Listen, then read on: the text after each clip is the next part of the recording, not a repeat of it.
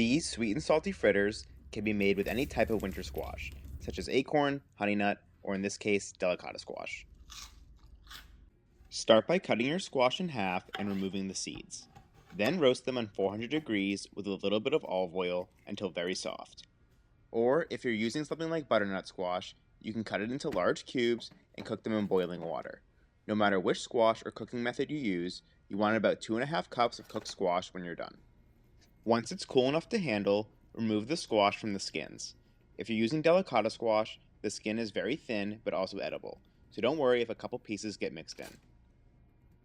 Then mash it very well with a fork or potato masher. In a large bowl, crack 1 egg and whisk it together with a half cup of milk.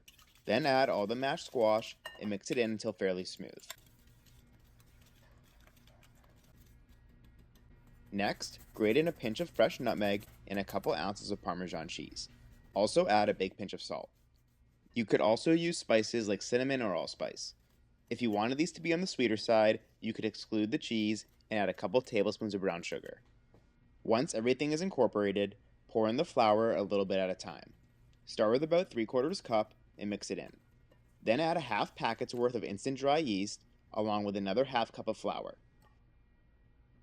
The yeast will help these be airy and light, and at this point you probably want to switch to a rubber spatula to help fold everything together.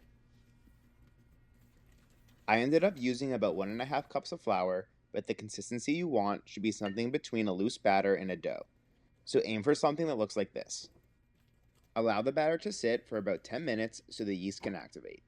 And in the meantime, heat up a couple inches of frying oil like grapeseed or canola to 350 degrees in a small pot. Using 2 teaspoons to make them fairly even in shape, carefully drop in small spoonfuls of the batter.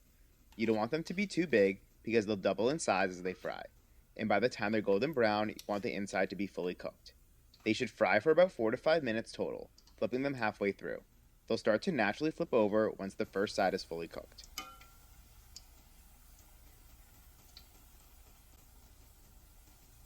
I would also recommend just cooking one fritter before doing an entire batch.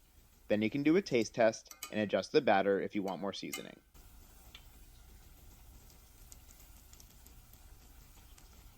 Don't worry if they get golden fairly quickly. That's all the sugars from the squash and will just provide them more flavor.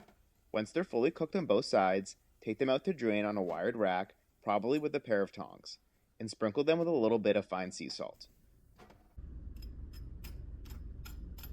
Then serve them up with a drizzle of honey.